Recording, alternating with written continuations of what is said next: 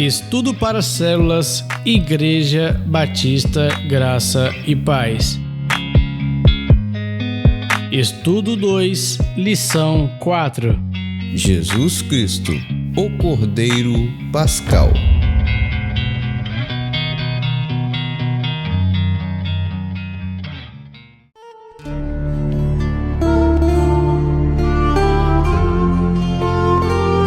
O sentido da Páscoa.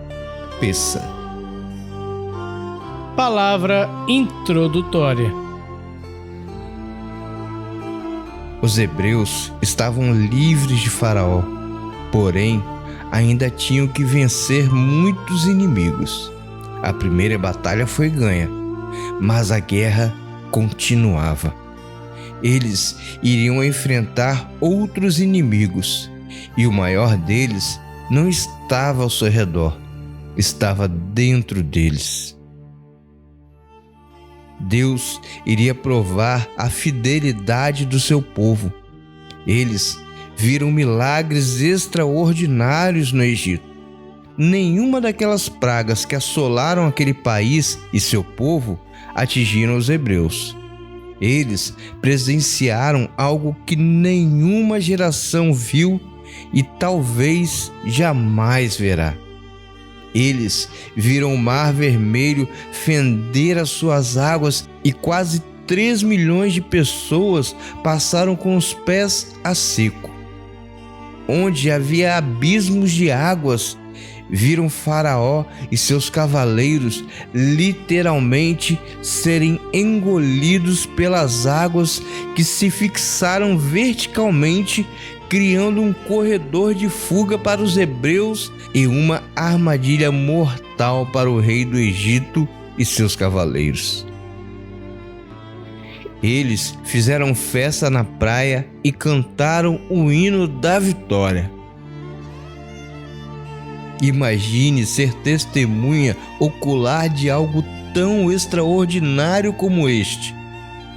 Aquele povo estava preparado para seguir a direção de Deus através de seus líderes, Moisés e Arão. A terra da promessa estava logo ali. Alguns dias de caminhada e pronto.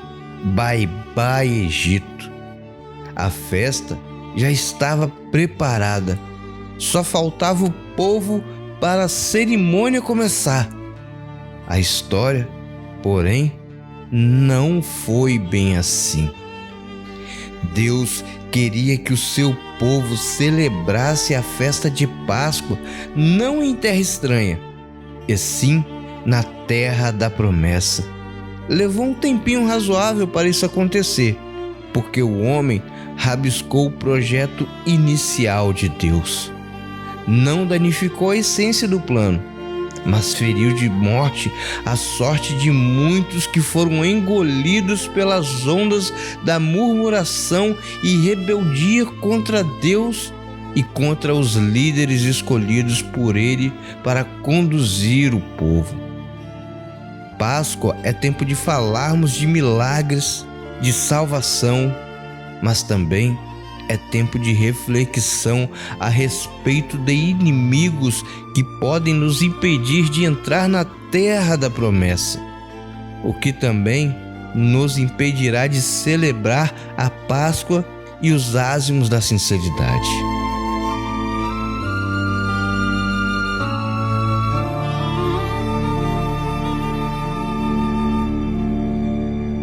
Tópico 1. Páscoa. Uma reflexão profunda. Foram 40 anos de caminhada pelo deserto. A geração dos hebreus que saíram do Egito, todos, literalmente, salvo Josué e Calebe, caíram não diante do inimigo, mas diante deles mesmos. Não suportaram as provas que lhe foram aplicadas, mesmo aquelas precedidas de milagres extraordinários. Qual teriam sido de fato os motivos que impediram o povo de entrar na terra e celebrar a Páscoa do Eterno? O apóstolo Paulo identificou alguns pecados que impediram o povo de entrar na terra do descanso e celebrar uma festa do Eterno. Muitas pessoas, até hoje, não conseguem celebrar uma festa porque ainda estão envolvidas com alguns desses pecados. Esses pecados formam uma engrenagem e no momento em que algum deles é acionado, logo essa engrenagem começa a rodar e os pecados vão sendo encaixados na vida dessas pessoas, as quais se tornam espiritualmente semelhantes aos hebreus. Ficam dando volta e não conseguem entrar na terra do descanso. As suas vidas ansiosas testemunham contra eles de que, apesar de tanto rito religioso, tais como batismo, entrega dos dízimos e ativismo eclesiástico, nada disso é suficiente para descansarem no Senhor e entrar no sábado de Deus, que é o lugar de descanso para os filhos. Uns pensam que a terra do descanso é a outra igreja, mas ao chegarem lá, depois de um certo tempo, veem que os mesmos problemas que enfrentaram na igreja anterior enfrentam lá. Então, decidem mudar novamente e assim desorganizam sua base de amizade e afeto entre irmãos. Outros tentam encontrar nos bens materiais a sua satisfação espiritual, mas logo vem o encantamento do carro, da casa, do apartamento, seja lá o que for. Se vai, o abismo existencial e espiritual continua. É preciso foco e resiliência.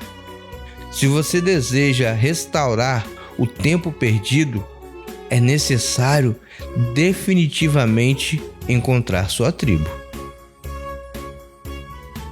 Voltemos aos pecados que impediram o povo de entrar na terra prometida e, consequentemente, celebrar a Páscoa em lugar apropriado. Vamos aos fatos. O alerta do apóstolo Paulo. Na primeira carta aos Coríntios, no capítulo 10, o apóstolo Paulo escreveu: Mas Deus não ficou contente com a maioria deles, e por isso eles morreram, e os seus corpos ficaram espalhados no deserto. Tudo isso aconteceu a fim de nos servir de exemplo. Para nós, não queremos coisas más, como eles quiseram. 1 Coríntios 10, 5 e 6. Quais foram essas coisas ruins que os hebreus quiseram? Devemos evitar a qualquer custo esses pecados, pois, como já disse, eles são uma engrenagem. Se uma é movimentada, as demais são ativadas e a roda do pecado começa a girar, trazendo danos irreversíveis à vida das pessoas. Vamos então à sequência. Tópico 2: Idolatria. Não devemos adorar ídolos, como alguns deles adoraram. Como dizem as Escrituras Sagradas, o povo sentou-se para comer e beber, se levantou para se divertir. 1 Coríntios 10, 7. Quero aqui tirar do campo da idolatria os santos católicos e qualquer tipo de imagem de qualquer religião. A idolatria vai muito mais além do que estas coisas tangíveis. que também são idolatrias, mas quero focar nos aspectos mais imperceptíveis da idolatria, mas que são invariavelmente mortais, como a idolatria em seu aspecto mais conhecido. Idolatrar é se curvar diante de, é prestar culto, é encontrar sua devoção em algo que não seja Deus. Tomando como pano de fundo o que aconteceu no deserto durante a caminhada dos hebreus, vamos meditar a respeito daquela idolatria. Moisés subiu ao monte e demorou descer. Para o povo que estava no vale ocioso, o tempo não passava. Mas para Moisés, que estava no monte da presença de Deus, nem chegou a ter fome. A vida é assim. Até hoje, para aqueles que estão de fato na presença de Deus, a sua obra é o seu tempo. Eles não veem o tempo passar, pois o seu objetivo de vida é servir a Deus. Mesmo que estejam no monte do trabalho e desafios do dia a dia, são sustentados pela presença infinda do Eterno. Para os ociosos, tudo tem um peso diferente. O culto demora, a célula demora, o líder sumiu e quando percebem, entregaram os seus bens para a construção de ídolos que ele adora. Interessante é que o povo entregou seus valores para construir um bezerro de ouro. O boi tem uma tipologia muito interessante para trabalharmos este tópico. A figura desse animal está ligada a trabalho e força no fazer. Muitos, até hoje, também têm concentrado todos os seus esforços na construção do seu boi. Não têm tempo para a obra do Eterno, pois estão literalmente envolvidos em seu trabalho, estudos e projetos pessoais de construção, seja lá o que for. Quando nos encurvamos diante destas coisas, estamos construindo ídolos que exigirão de nós o que exigiram do povo hebreu, que é pegar o tempo que nos sobra para gastá-lo em diversão. Afinal, ninguém é de ferro. Trabalho, estudo, faça isso, faça aquilo, a semana inteira. Também sou filho de Deus e mereço um descanso. Que célula que nada. Lá tem outros que fazem. O pastor ganha para isso. O povo sentou-se para comer e beber e se levantou para se divertir. Êxodo 32, 6b. Quando fui convocado para liderar a Igreja Graça e Paz, decidi uma coisa em meu coração. Iríamos formar uma liderança de pessoas que não seriam atraídas para o ministério com expectativas financeiras, mas sim de servir a Deus. Alguns poderiam ter um sustento, que é bíblico, porém jamais fariam do Evangelho uma fonte de enriquecimento. Os que desejam riquezas, o que é lícito, se desejado com motivações corretas, são bem-vindos ao mercado de trabalho, seja como empreendedor ou trabalhador qualificado. Desfrute merecidamente dos frutos do seu empenho e saiba que Deus abreviará para você os desejos do seu coração. Isso se você não abandonar sua missão e nem olhar para trás. Se você realmente lançou mão do arado. Cuidado, meu irmão.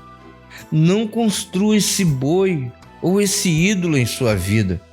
Não fique parado no vale da ociosidade. tome o seu lugar de ofício e não perca tempo falando mal de seu líder de célula, da sua igreja, dos seus irmãos. Seja crente pelo amor de Deus. Não entre nas veredas daqueles que ficam dando voltas na vida e atraindo para si o juízo de Deus. Atraia a graça dele e você irá experimentar um caminho suave, mesmo que esteja atravessando algum deserto.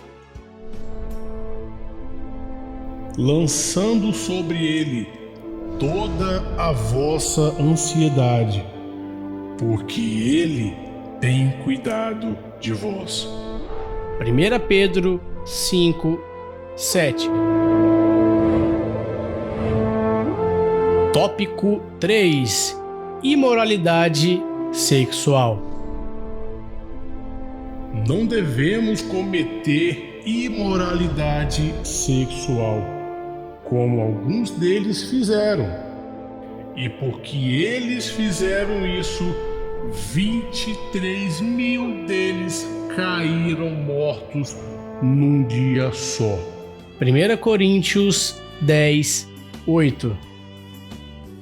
Assim que o pecado da idolatria achar lugar, a próxima engrenagem a acumular estragos é a imoralidade sexual.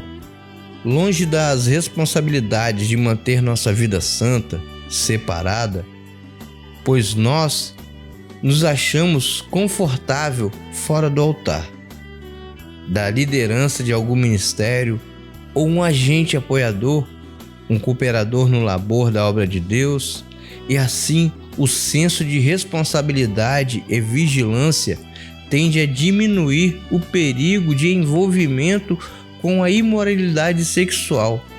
E assim, o senso de responsabilidade e vigilância tende a diminuir o perigo de envolvimento com a imoralidade sexual tende a aflorar.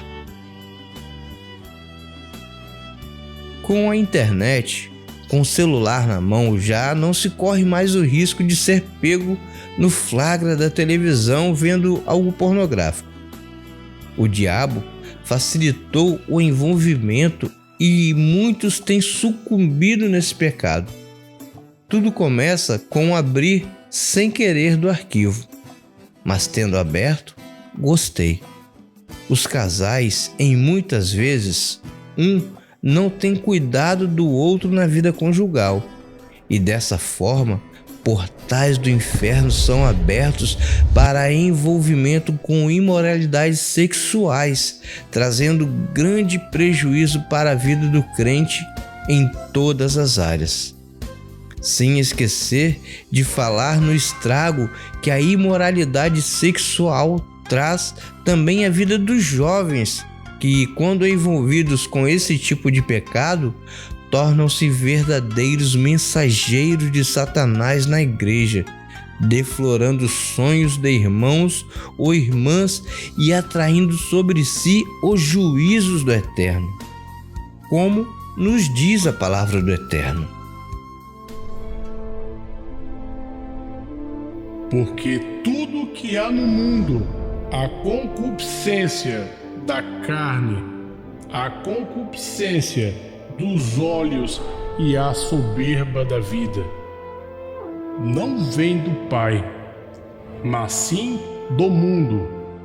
Ora, o mundo passa e a sua concupiscência, mas aquele que faz a vontade de Deus permanece para sempre. 1 João 2, 16 e 17. Esse tema, imoralidade sexual, tem tudo a ver com o celebrar a festa com sinceridade. No livro do profeta Amós, por causa desses pecados relatados por Paulo, Deus disse que o esforço religioso de tentar agradar a Ele com festas, sacrifícios, jejuns, eram inócuas, pois eram formalidades sem essência, sem conteúdo verdadeiro. As festas que eram sagradas foram contaminadas com o pecado da nação. Vamos ler Amós 5.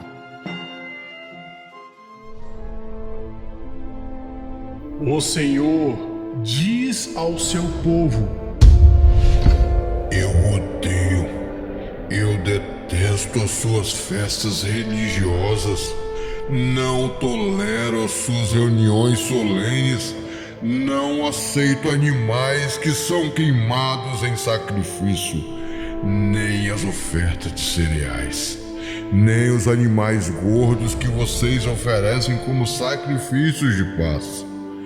Pare com o barulho das suas canções religiosas. Não quero mais ouvir a música de harpas. Em vez disso, quero que haja tanta justiça como as águas de uma enchente e que a honestidade seja como um rio que não para de correr. Amós 5, 21 a 24. A imoralidade sexual destrói a alma do homem, conforme nos ensina o livro de Provérbios, no capítulo 6. Aconselhando um irmão a respeito de sua vida conjugal, pois seu casamento estava a um fio. Sua esposa, desesperada, pensando até em tirar a sua própria vida, mas sua filha lhe impedia de fazer isso. Saímos para caminhar e conversar a respeito do seu casamento. Ainda dentro do meu carro, disse a ele que sua esposa havia me procurado e relatado o estado cadavérico de seu casamento. Seu sentimento de rejeição e humilhação que sentia por não ver nenhum tipo de interesse mais de seu esposo em relação à sua vida conjugal. Viviam em suas casas como pessoas que suportavam um ao outro, verdadeiros estranhos no leito. Durante nossa caminhada no carro e posteriormente em um lugar reservado, ele foi me falando do desgaste do seu casamento. Dizia que era também culpado e que também estava cansado daquela situação, mas me disse algo que chamou a atenção. Ele me disse: eu jamais traí a minha esposa. Quando ouvi esse relato, fiz a ele uma pergunta que desmontou seu castelo de fidelidade conjugal. Disse a ele: você é um cara novo, sua esposa também. Vou te fazer uma pergunta. Você está envolvido com pornografia? Naquele momento, vi seu mundo desmoronar. Ele disse: sim, sou viciado em pornografia. Desde os meus 14 anos, isso tem sido uma desgraça em minha vida. Mas prefiro fazer isso do que trair minha esposa. Então, lhe fiz refletir a respeito do que Jesus ensinou.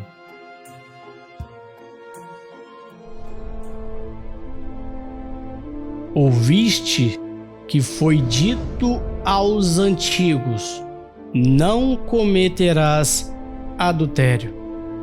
Eu, porém, vos digo que qualquer que atentar numa mulher para a cobiçar, já em seu coração cometeu adultério com ela. Portanto, se o teu olho direito te escandalizar, arranca-o e tira-o para longe de ti, pois te é o melhor que se perca um dos teus membros do que seja todo o teu corpo lançado no inferno. E se a tua mão direita te escandalizar, corta e tira para longe de ti, porque te é o melhor um dos teus membros se perca do que todo o seu corpo lançado no inferno. Mateus 5, 27 a 32. Naquela conversa, expliquei a ele como aquele pecado o levaria a perder sua família e enterrar seus talentos, a macular seu leito conjugal e a atrair o destruidor para sua vida financeira e seus negócios. Fizemos uma oração onde ele pediu forças a Deus para sair desse atoleiro. Disse a ele que sair desse lamaçal exigiria um esforço dele. Deveria agir e não somente ficar esperando as coisas acontecerem. Normalmente, esses pecados são cometidos na atmosfera das trevas, bem escondidos. E é exatamente aqui que muitos têm vivido na jurisdição do diabo. Enquanto a vida com Cristo exige um viver na luz, a vida longe dele leva as pessoas a viverem de forma confortável no seu submundo de escuridão. Pessoas que vivem na luz têm seu celular com senhas conhecidas por sua esposa, seu esposo, os filhos. Não têm nada a esconder. Vivem seguros na luz. Mas muitos que têm parte de suas vidas nas trevas tomam conta de seus aparelhos eletrônicos como um cão de guarda treinado faz com o quintal que vigiam. Sei que pode existir situações que exigem sigilo, segredos com senhas em função de algum cargo que possuem, mas não estou me referindo a estes casos. Estou me referindo a casos de vidas que vivem nas trevas do pecado e protegem suas senhas como ferozes cães de guarda. Deus jamais vai aceitar festas, dízimos, canções ou outro rito da religião sem que haja um sincero relacionamento com suas leis e seus princípios morais. Enfim, a imoralidade sexual, a idolatria, nos coloca no nível que se encontrava aquela geração vivida no tempo do profeta Amós, e as palavras do Eterno ainda continuam ecoando. Eu detesto as suas festas religiosas, não tolero suas reuniões solenes, não aceito animais que são queimados em sacrifício, nem as ofertas de cereais, nem os animais gordos que vocês oferecem como sacrifícios de paz. Parem com o barulho das suas canções religiosas, não quero mais ouvir a música de harpas. Em vez disso, quero que haja tanta justiça como as águas de uma enchente e que a honestidade seja como um rio que não para de correr. No próximo estudo, iremos abordar os demais pecados que impedem seus filhos de entrarem na terra da promessa. A lei do Senhor é perfeita e nos dá novas forças. Os seus conselhos merecem confiança e dão sabedoria às pessoas simples. Os ensinos do Senhor são certos e alegram o coração. Os seus ensinamentos são claros e iluminam a nossa mente. Salmos 19, 7 e 8. Até o nosso próximo estudo. Igreja Batista Graça e Paz, Pastor Ney Fraga.